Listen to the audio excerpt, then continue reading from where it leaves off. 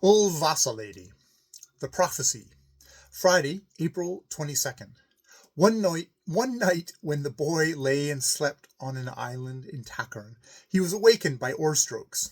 He had hardly gotten his eyes open before there fell such a dazzling light on them that he began to blink. At first he couldn't make out what it was that shone so brightly out here on the lake, but soon he saw that a scow with a big burning torch stuck up on a spike aft lay near the edge of the reeds. The red flame from the torch was clearly reflected in the night-dark lake, and the brilliant light must have lured the fish, for round about the flame in the deep a dark mass of specks were seen that moved continually and changed places. There were 2 old men in the scow.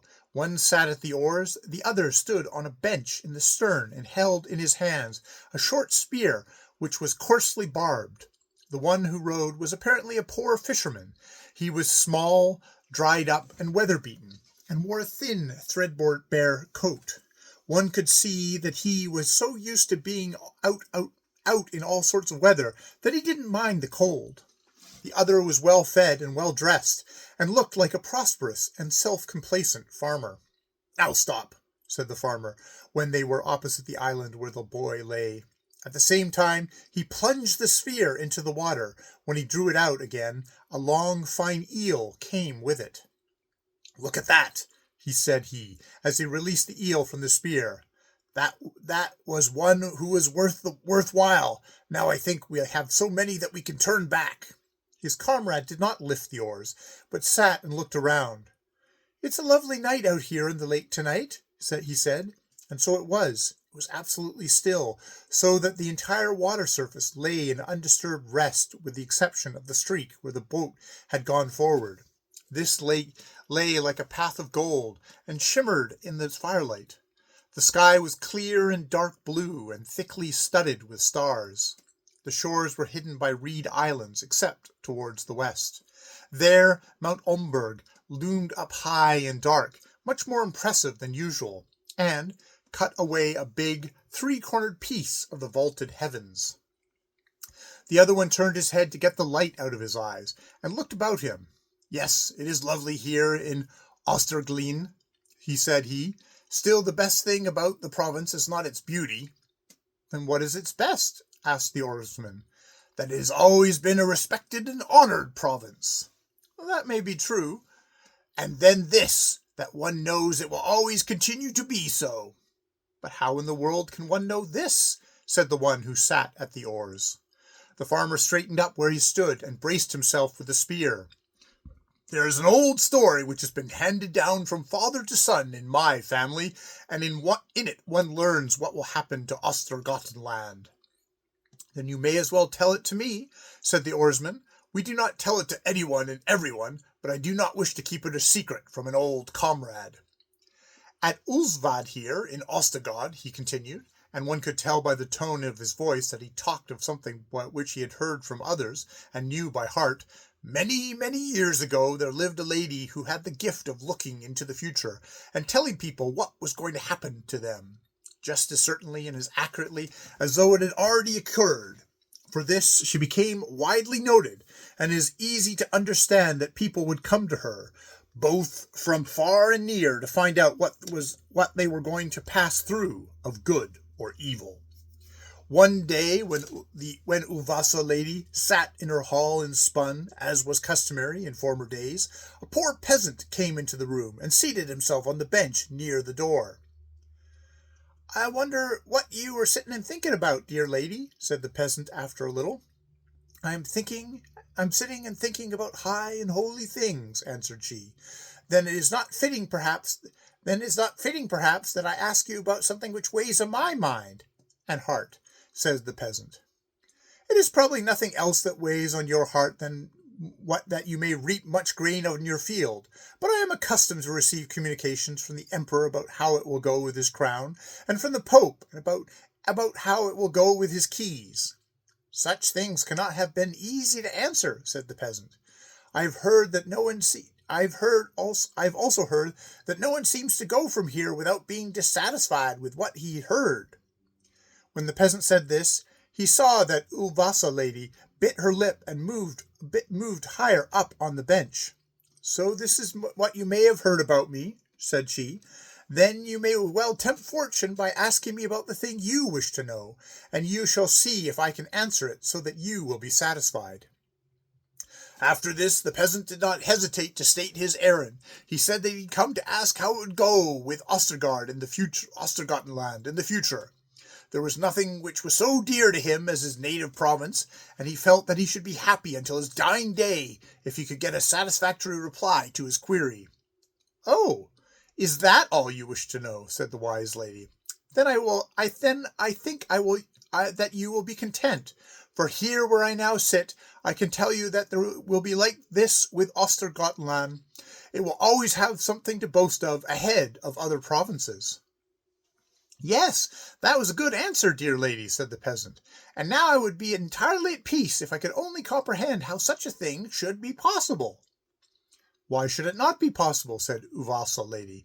"Why, don't you know that Ostergottenland is already renowned?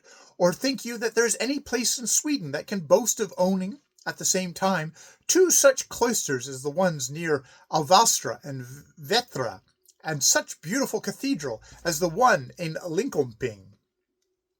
"That may be so," said the peasant, "but I'm an old man, and I know that people's minds are changeable. I fear that there will come a time when they won't want to give us any glory, either for Alvastra or Vetra, or for the cathedral." "Herein you may be right," said Wndrfl lady, "but you need not doubt the prophecy on that account. I shall now build up a new cloister on Vadstena, and that will become the most celebrated in the north. Thither both the high and lowly shall make pilgrimages, and all shall sing the praises of the province, because it has such a holy place within its confines." The peasant replied that he was right glad to know this, but he also knew, of course, that everything was perishable, and he wondered what would give distinction to the province if Vadstena cloister should once fall into disrepute. "You are not easy to satisfy," said Wndrfl lady, "but surely I can see so far ahead that I can tell you, before Vadstena cloister shall have lost its splendor, there will be a castle erected close by, which will be the most magnificent of its period. Kings and dukes will be guests there, and it shall be accounted an honor to the whole province that it owns such an ornament." "This I am also glad to hear," said the peasant, "but I'm an old man. I know how it generally turns out with this world's glories, and if the castle goes to ruin, I wonder much what will there be that can attract people's attention to this province." "It is not a little you want to know," said Wndrfl lady, "but certainly I can look far enough into the future to see that there will be life and movement in the forest around Finspång.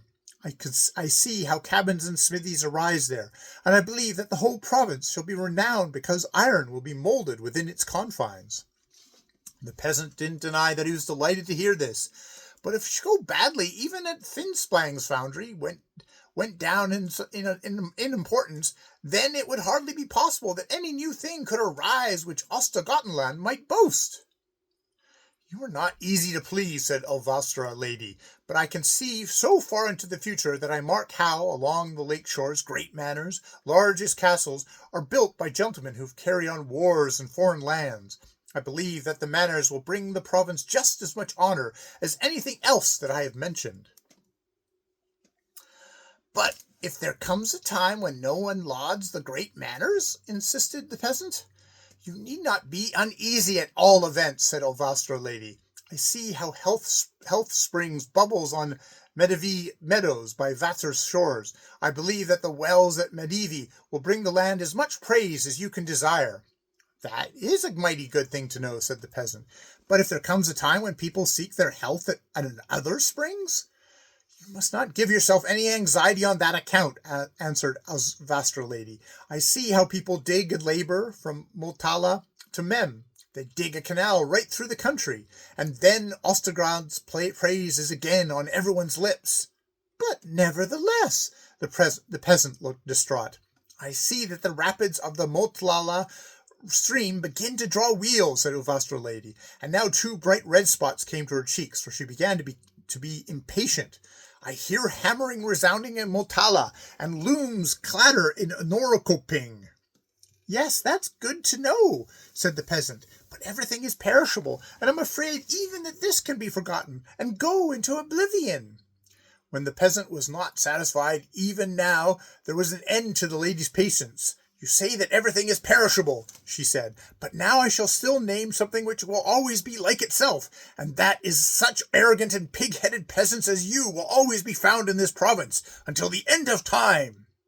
Hardly had Wndrfl's lady said this before the peasant rose, happy and satisfied, and thanked her for a good answer. Now, at last, he was satisfied. He said, Verily, I understand now how you look at it. Then said, Verily, I understand now how you look at it. Then said Wndrfl lady. Well, I look at it this way, dear lady, said the peasant, that everything which kings and priests and noblemen and merchants build and accomplish can only endure for a few years. But when you tell me that in Östergötland there will always be peasants who are honor-loving and persevering, then I know that it is that I will be able to keep its ancient glory. For it is only those who go bent under the internal labor with the soil who can hold this land in good repute and honor from one time to another.